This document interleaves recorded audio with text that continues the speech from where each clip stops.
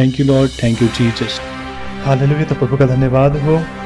हम उठाए जाएंगे, हमें विश्वास हो गया है। मैं उठाया जाऊंगा, मुझे विश्वास हो गया है। और वो आपको और मुझे और कलीसिया को उठा लेगा, हमें विश्वास हो गया। और यही हमारे लिए गिफ्ट है कि हम उठाए जाएंगे, हम उसके साथ जाएंगे। और यही हमारा सबसे बड़ा गिफ्ट है। आज हम गिफ्ट की बात कर रहे थे, तो सबसे बड़ा गिफ्ट यही है जो प्रभु हमें देना चाहता है। और हम उसके साथ उठा लिए जाएंगे, बादलों पर उठा लिए जाएंगे। और हम अनंत काल के लिए उसकी महिमा को देखेंगे, उसके राज्य को देखेंगे, उसके शासन को देखेंगे, हम प्रभु को देखेंगे। धन्य है वे जिनके मन शुद्ध है, क्योंकि वो परमेश्वर के देखेंगे, कि वो परमेश्वर के राज्य को देखेंगे। इसलिए अपने मनों को शुद्ध कर ले, तैयारियां कर ले, यीशु आने वाला है। तैयारियां कर ले, यीशु आने वाला है आपको और मुझे लेने। और जिसकी बाट जो होते वो उन्हें लेने आएगा। हालेलुया। वो पहले तो पापियों के लिए आया, गाला गया, मारा गया और मुर्दों में से जी उठा। और देखते ही देखते वो बादलों पर उठा लिया गया। पापी के लिए आया, कीमत अदा की, कीमत अदा कर दिया। आपके लिए और मेरे लिए उसने पे कर दिया और उन पर मोहर लगा दिया। कीमत अदा करके चले गया। और जो उसके है, इसके लिए उसने कीमत अदा किया है, वो उसके साथ जाएंगे, उसके साथ उठा लिए जाएंगे। वो रैप्चर को देखेंगे, वो रिजरेक्शन को देखेंगे, पुनरुत्थान को देखेंगे, वो अनंत जीवन को देखेंगे कि उनके लिए कीमत अदा कर दी गई। आपके परिश्रम से नहीं, पर तो उसने पहले ही आपके लिए कीमत अदा कर दी। वो कीमत अदा करने आया था, उसने यहाँ पर कीमत अदा कर दी और अपने लहू की छाप उन पर लगा दी और पवित्र आत्मा की छाप उन पर लगा दी है। जो विश्वास करते हैं, अनंत जीवन उनका है। जो भी इस पर विश्वास करेगा, अनंत जीवन अब उसका है। अनंत जीवन उसका है। विश्वास करके आप उस अनंत जीवन को पा सकते हैं। हालेलुया। और मेरे प्रिय, प्रभु का आगमन निकट है, इसलिए तैयार करें अपने आप को। वो आपको और मुझे लेने आने वाला है। वो कलीसिया को उठाने वाला है, वो कलीसिया को लेने आने वाला है। तैयार रहे, तैयार रहे, तैयार रहे। और उसने आप पर मोहर लगाई, पवित्र आत्मा की छाप आप पर लगाई है, अपने लहू की छाप उसने लगाई है। और जिन पर ये होगा वो उठा लिए जाएंगे, वो उठा लिए जाएंगे यीशु मसीह के नाम में।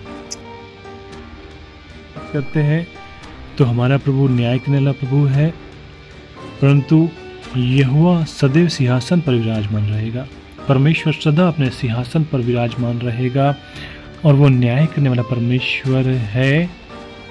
उसने अपना सिंहासन न्याय के लिए सिद्ध किया है और वो सिंहासन न्याय करने के लिए लगाया गया है।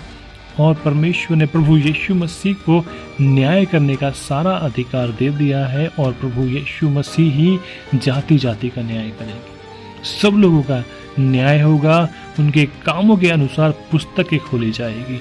जो उन्होंने पृथ्वी पर रहकर किया है वो सब उजागर होगा, सारे भेद खुलेंगे और फिर प्रभु उन लोगों का न्याय करेगा। विश्वासियों का, अविश्वासियों का, सब का न्याय प्रभु यीशु मसीह के हाथ में है।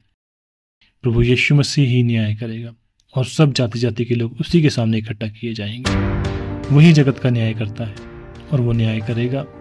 और वो धन्य है वे लोग जिनका न्याय वो दया से करे, जिन्हें परमेश्वर दोषी न ठहराए, वे धन्य है। और जो उसके है उन पर दंड की आज्ञा नहीं। और प्रभु अपने लोगों को बचाएगा और उनका उद्धार करेगा। देखते हैं कि आज प्रभु यीशु मसीह के नाम के खातिर कई लोग दुख उठा रहे हैं। उन्हें दबाया जा रहा है, उन्हें मारा जा रहा है, पीटा जा रहा है, उन्हें कुचला जा रहा है। सिर्फ उसके नाम के खातिर वो दुख उठा रहे हैं, दुख उठा रहे। लेकिन परमेश्वर का वचन कहता है कि यहोवा उनके लिए ऊंचा गढ़ ठहरेगा, क्योंकि मसीह यीशु में तुम्हारे लिए थोड़ा सा दुख उठाने के बाद तुम्हारे लिए अनंत जीवन है।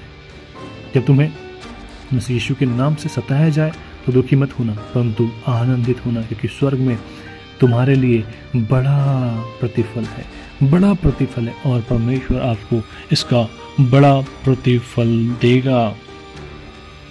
और संकट के समय के लिए भी ऊंचा गढ़ ठहरेगा। और जब आप संकट में हो तब भी परमेश्वर ही आपका ऊंचा गढ़ ठहरेगा। तब भी अपना भरोसा अपने परमेश्वर पर रखना, चाहे कैसा भी संकट क्यों ना हो, चाहे आप अंधकार की घोर तराइयों में होकर भी क्यों ना चलो, अपना भरोसा केवल और केवल जीवित परमेश्वर पर रखना, क्योंकि वो वहाँ भी आपके साथ है और वो आपको वहाँ से निकाल लेगा। क्योंकि यहोवा की यही वाणी है, कोई दुख तेरे डेरे के निकट नहीं आएगा।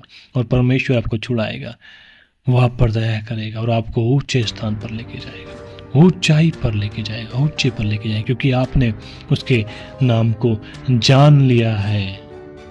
और हे प्रभु, तेरे खोजी जो तुझ पर भरोसा रखते हैं, तूने उन्हें त्याग नहीं दिया। तू कभी त्यागता नहीं, कभी छोड़ता नहीं, परंतु संसार के अंत तक सदैव तू उनके साथ रहता है, हमारे साथ रहता है। और तू कभी नहीं छोड़ता और कभी नहीं त्यागते। तू जगत के अंत तक सदैव अपने विश्वास करने वालों के साथ रहने वाला परमेश्वर है, क्योंकि तू अपने खोजी को कभी नहीं त्यागता, हमेशा उनके संग साथ रहता है। वरन जगत के अंत तक सदैव तू हमारे साथ है। जो उससे प्रेम रखते हैं, जो इस आशा से दिन बिता रहे हैं कि हमारा प्रभु हमें लेने आएगा, वो उसके साथ जाएंगे। जो आशा करते हैं, जो धीरज धरते हैं, प्रभु के आने का इंतजार करते हैं, वो उसके साथ जाएंगे। सब नहीं जाएंगे, सबको नहीं लेकर जाएगा। लेकिन जो संसार की वस्तु की आशा करते हैं, उन्हें वो संसार की वस्तु से भरपूर करेगा, वो सब चीज़ें उनको देगा, लेकिन वो उद्धार को नहीं देख पाएंगे, उसके राज्य को नहीं देख पाएंगे। लेकिन जो उससे प्रेम करते हैं और जो उसके साथ जाना चाहते हैं, जो इस आशा से इस दुनिया में है, वही उसके साथ उठा लिए जाएंगे। और हम अंत के दिनों में है, याद रखो, बिल्कुल हम अंत के दिनों में है, बिल्कुल हम अंत के दिनों में है। और प्रभु का शुभ आगमन निकट है। कैसा आगमन है? वो शुभ है। किन के लिए? जो विश्वास में है उनके लिए तो शुभ है, लेकिन जो विश्वास में नहीं है उनके लिए महाक्लेश है, उनके लिए महाक्लेश है। लेकिन जो विश्वास में है उनके लिए शुभ है, और वो हमें विश्वास करने वालों को अपने साथ लेकर जाएगा। वही जो जाना चाहते हैं मेरे प्रिय, जो जाना चाहते हैं। हालेलुया। मैंने जब कहा कि क्या प्रभु सच में तेरा आगमन निकट है, जब ये बात मुझे पता चली तो मैंने सोचा कि शायद अभी और वक्त है प्रभु, अभी तेरा आना नहीं होगा। लेकिन प्रभु ने अपने वचन से मुझे बात की। याकूब 5 अध्याय 8वीं आयत में उसने मुझे बताया कि प्रभु का शुभ आगमन निकट है, मतलब वो समय बहुत नज़दीक है, उसका आना बहुत निकट है, उसका आना निकट है। तो इसलिए आप तैयार हो जाए ताकि हम उसके साथ जाए। और जो उसकी आशा में है, जो उसके साथ लो लगाए हुए है, वही उसके साथ जाएंगे। अगर आप भी जाना चाहते हैं तो अपने आप को तैयार करें और प्रार्थना करें कि प्रभु जब इसमें आए तो आपको अपने साथ लेकर जाए। जो जाना चाहते हैं वही उसके साथ जाएंगे, सब नहीं जाएंगे। लेकिन हम चाहते कि हम सब उसके साथ जाएं, हम सबका उद्धार हो, सब हम उसके राज के वारिस हों। यीशु मसीह के नाम में आमीन।